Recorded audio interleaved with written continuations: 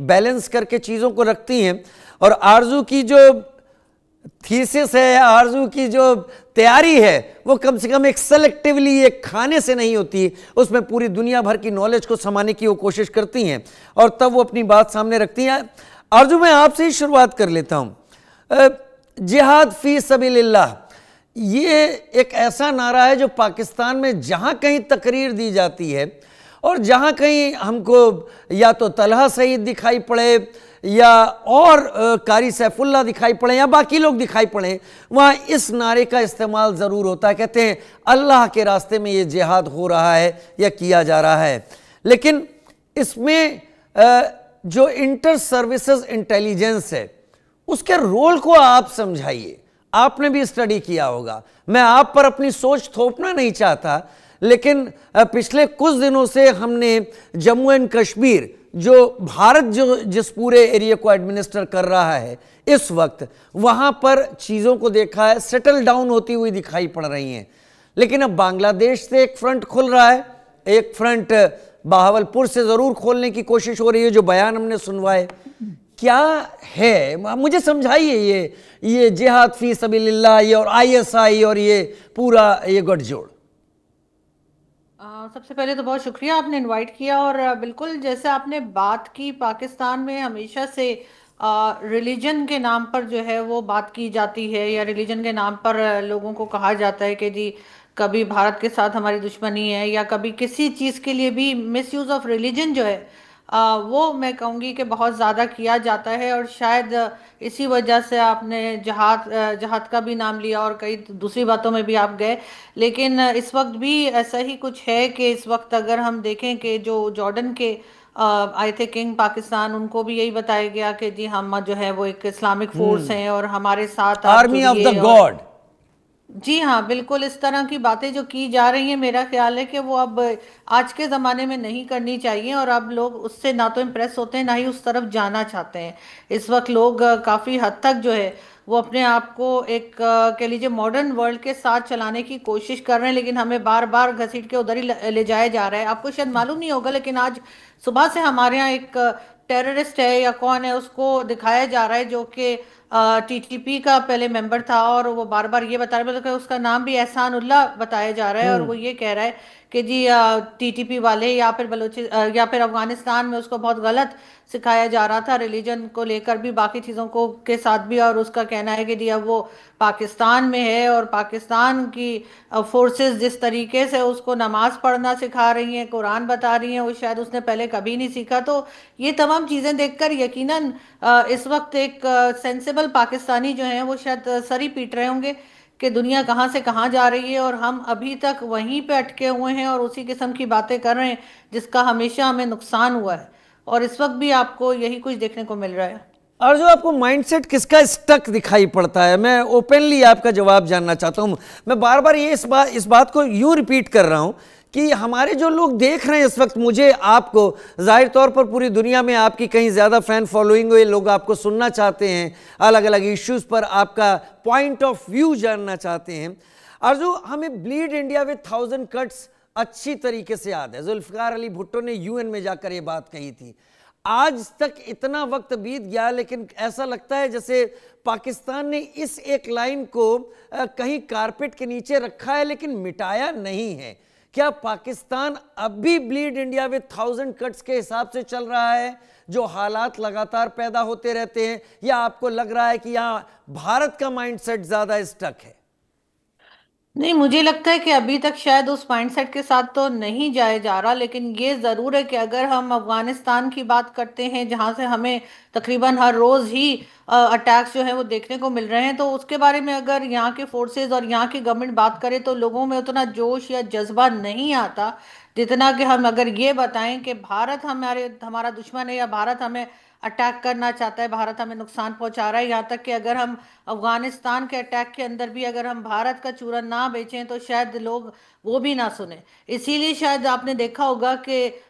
फितनउल हिंदुस्तान और इस तरह के नाम रखे गए, ताकि वहां पर भी, हालांकि वो अफगानिस्तान की बात है, उसमें हिंदुस्तान का क्या लेना देना, लेकिन तब भी हमारे लोग जो हैं वो अभी तक 78 ईयर्स में भी शायद उस चीज़ से नहीं निकल पाए कि जिसमें हमें ये पढ़ाया गया, यानी मेरी जनरेशन ने तो डेफिनेटली पढ़ा है कि भारत हमारा दुश्मन है और भारत हमें खा जाना चाहता है, और इस किस्म की बातें जो हमें बताई गई उसमें से शायद हम निकल नहीं पा रहे, या हमें कोशिश की जा रही है कि ना निकलें तो ही अच्छा है, क्योंकि इससे कई लोगों का फायदा है, और वो कौन लोग हैं उन्हें आप जानते हैं। अर्जुन, इससे पहले कि मैं शोएब भाई का रुख करूं, मुझे ये बताइए कि पाकिस्तान के ईस्टर्न साइड में जो आपका हमसाया मुल्क, जैसे ऐसे ही वर्ड का इस्तेमाल होता है भारत को लेकर, सोच क्या है भारत के साथ? क्या भारत के साथ लड़ने को तैयार बैठी है पाकिस्तान की public, most of the radical जो बना दिए गए हैं, या आर्मी, और या फिर उनको ये लगता है कि अगर यहां से अगर भारत के अंदर हम उन लोगों को जिन्हें नॉन स्टेट एक्टर कभी कहा जाता था, उन्हें जितना ज्यादा भेजेंगे उतना ही हमारे लिए ठीक होगा?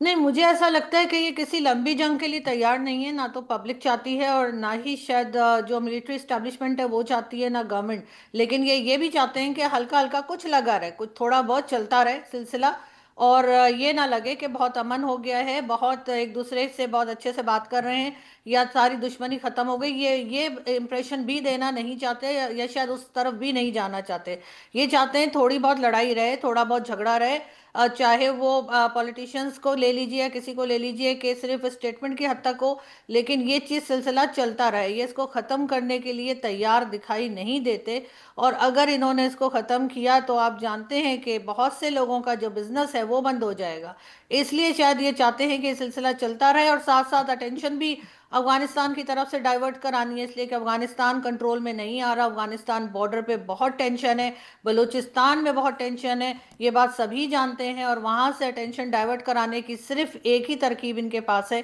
और वो ये कि बार बार भारत की तरफ इशारा किया जाए और भारत के साथ कोई ना कोई टेंशन ऐसी बना के रखी जाए जिससे आपकी तरफ से भी कोई ना कोई स्टेटमेंट आ जाए, वो भी इनके फेवर में चला जाता है। वो वही मैं समझ पा रहा हूं। यानी यानी इस टेंशन को बरकरार रखने के पीछे अलग बात है। हालांकि पाकिस्तान इस वक्त 27th अमेंडमेंट को लेकर ज्यादा परेशान है, एंड आई एम सरप्राइज कि सुप्रीम कोर्ट के दो ऐसे जजेस ने जिन्होंने एक साथ कभी एक लॉ फर्म शुरू की थी, उसके बाद वो सीनियर जस्टिस बने, उन्होंने इस्तीफा दे दिया, हाई कोर्ट के जस्टिस ने इस्तीफा दे दिया, वकील हड़ताल पर चले गए, लेकिन पाकिस्तान की गवर्नमेंट जिस चूरन शब्द का इस्तेमाल आपने किया वो अच्छा बना रही है, इसलिए बेच रही है। मैं शोएब चौधरी आपका रुख करना चाहूंगा। आज बांग्लादेश में बहुत कुछ हुआ है शोएब, और पिछले कई दिनों से हम कई चीजें ऐसी देख रहे हैं जहां पर ऐसा लग रहा है कि 1971 में जो कुछ हुआ था, जो 30 लाख लोगों को मारा गया था, मैं टिक्का खान की बात नहीं कर रहा, मैं याया खान की बात नहीं कर रहा, एक पूरी बैटरी थी जो 3 लाख लेडीज के साथ सबसे बुरा काम जो उनका रेप किया गया था, ऐसा लग रहा है बांग्लादेश भूल गया है और बांग्लादेश एक फ्रंट बनने के लिए तैयार है। क्या यही आपको भी नजर आ रहा है कि एक चीज पाकिस्तान में हुई जब पीटीआई के दौर में वहां पर पाकिस्तान में कमांडर के घरों पर हमले हो गए, उसके बाद श्रीलंका जाते हैं, उसके बाद घूम के आप इधर आइए बांग्लादेश और फिर नेपाल, यानी हर कहीं एक प्रोटेस्ट हो चुका है जिसने उखाड़ फेंका किसी ना किसी को। बांग्लादेश कहां है शोएब भाई?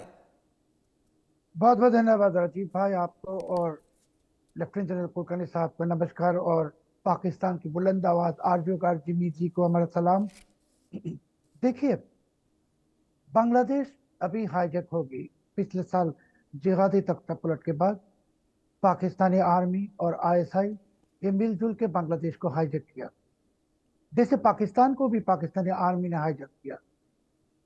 बांग्लादेश में अभी देखिए, पाकिस्तानी जो आर्मी है इनके पास, आप जिहाद की बात कर रहे थे, पाकिस्तानी आर्मी के लिए जिहाद है एक एटीएम कार्ड। एटीएम कार्ड को यूज करके वो नार्को जिहाद करते हैं, और नार्को जिहाद के नाम पाकिस्तानी सारी के सारी आर्मी ऑफिसर जनरल और बिलियनियर्स मिलियनियर्स हो रहे हैं। एक तरफ से पाकिस्तान एक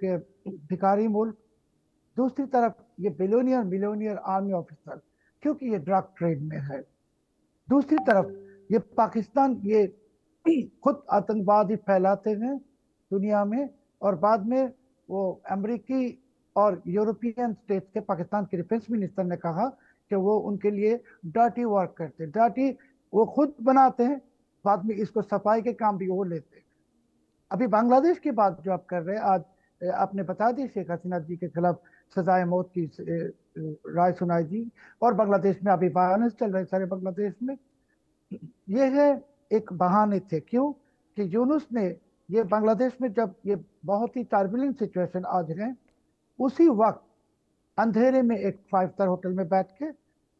हमारे जो लालदिया टर्मिनल्स है, ये लालदिया टर्मिनल्स को एक डेनिश कंपनी का नाम है एपीएम टर्मिनल्स, ये एपीएम टर्मिनल्स को दे दिया। जैसे पाकिस्तान में भी ऐसे होता है, ये लोग लोगों की अटेंशन को दूसरी तरफ डाइवर्ट करके वो बिजनेस से ले लेते हैं मिलिट्री ऑफिसर। अभी आइए आतंकबाजी के बाद देखिए, आज अभी जो भारत के न्यू दिल्ली में जो बॉम्ब ब्लास्ट हुआ, जैश ए मोहम्मद, आप भी जानते हैं, हमारे आदरणीय लेफ्टिनेंट जनरल कुलकर्णी साहब भी जानते हैं, मैं भी जानता हूँ, आरजू काजमी जी भी जानते हैं कि इसके पीछे सिर्फ जैश ए मोहम्मद नहीं, इसके पीछे इसके बांग्लादेशी काउंटर पार्ट भी है। और मैं और भी एक बात कहता हूँ, मैंने उसाना फाउंडेशन में एक आर्टिकल लिखा कि लश्कर